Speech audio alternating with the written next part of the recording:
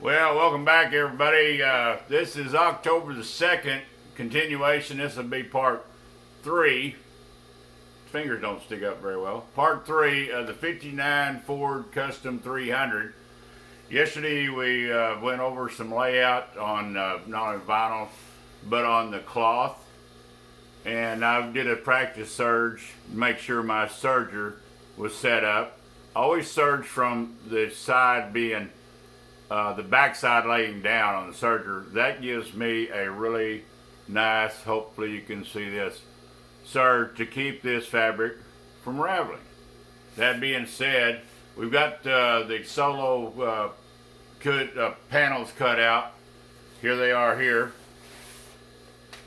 I'll back up so you can see. This one being the, this is, let me turn around. I made my marks on the other side. This is the solo backrest. So let's get busy and let's put a serge around this edge and explain yesterday the reason for it, because when you start sewing it, this material will want to start raveling on the edge.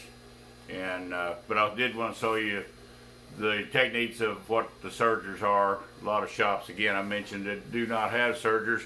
It's great if you're building, you know, Brian, I don't know if you got a serger over there at Metal Shaper, but you know, if you don't, it's really good when you're doing canvases, especially the synthetics. Got a little bit more nylon, which I always get the good canvas, but it still have to serge the edge. And then when you fold down stuff that doesn't ravel. So let's see if we can zoom in here. I don't know if I can get you clear on the serger with me in the way. This is our Rimolgi 4-thread serger, and hopefully everybody can see this all right. This is a good old machine. I've had it about 9 years now. And let's get busy. This does have the lift foot, which is nice, and it has the trimmer. If you can see this little blade right here, it'll actually trim this.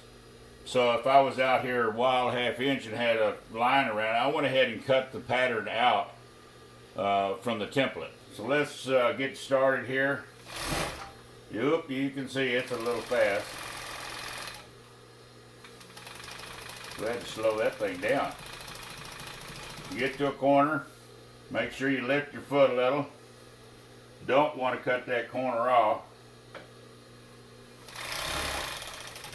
I'll run off instead of trying to make the curve. We don't want to have any of this serging inside where it's going to show. We want to make sure it's all 100% hidden. So we'll do this again, lift up the foot. Let's take off a little slower this time.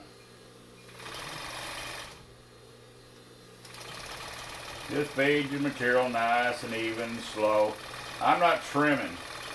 I'm actually coming right ahead of the knife blade, because I do not want to lose any of my half-inch seam allowance. And we'll creep down here to the end and run off again. Get rid of your tails. Don't want them to be wadded up.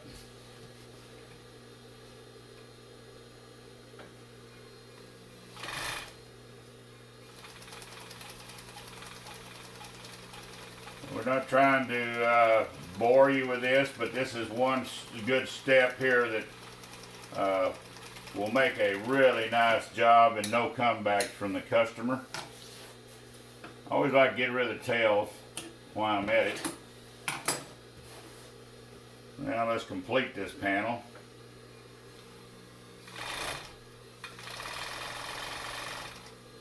Tension on this is set fairly moderate so it doesn't pull.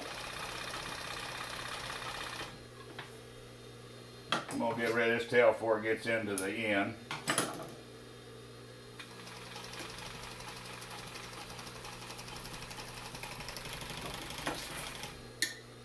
Alright, one panel now ready to go in with the rest of the vinyl. Let's back this up here. Zoom out. Maybe we can get up here and focus good. And Now we have a complete surged panel. If I'd have done it on the other side, this right here, actually string or the inside line thread does tend to want to all kind of not unravel, but get cut when you're cutting in the little tiny crow's foot, so you know where you're at. I marked this all on the back side. I didn't want to cut my notches in here because then when you run over there is a void. And as I'm sewing, I will look up on the back side and make sure it lines up, and then flip down and go again.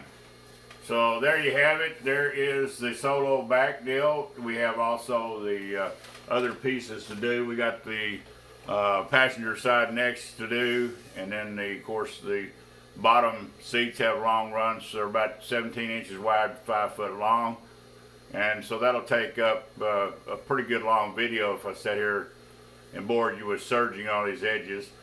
But in part 3, we'll probably come back and add this afternoon as we start cutting out and scrimming on, sewing on the 1/8 inch foam to the back of the vinyls as required, side bolsters and front side bolsters, they all get it, and across the vinyl, any of the vinyl that has no dielectric in it, it all gets the 1/2 inch scrim sewn around the perimeter.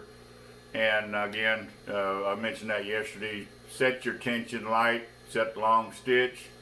It's just to hold the foam on so it's in place. A lot of guys will pin it. I don't like using pins because I reach down and every once in a while, and then, man, now you got blood. Now you got to worry about getting it on the upholstery.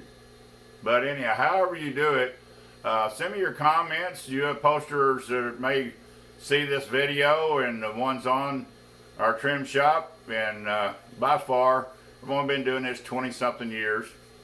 I ought to be getting good at it. It pays the bills. Got a lot of happy customers. So far, no mad ones. But again, remember, good patterns from the video about how to pattern, and plenty of marks. And never use, permanent marker anywhere. Just keep them in the drawer. Pretend you don't own them. Get wax pencils, regular pencils, whatever. These are all laid out on the back side, so there was no chance of me getting marks. Now the white, even the grease pencil, it would be tough to get out of here because I'd have to iron it to pick up the wax, and I don't like doing that because this is a mix of cotton polyester material, and it could take a chance with an iron to possibly make a blemish. So please thumbs up, subscribe, and share, and please send me your comments. And everybody have a great fall. I hope our winter here in Texas is mild, and over the country looks like northeast and maybe out west going to be a little rough this winter. So we appreciate y'all watching, and please come back and share. God bless.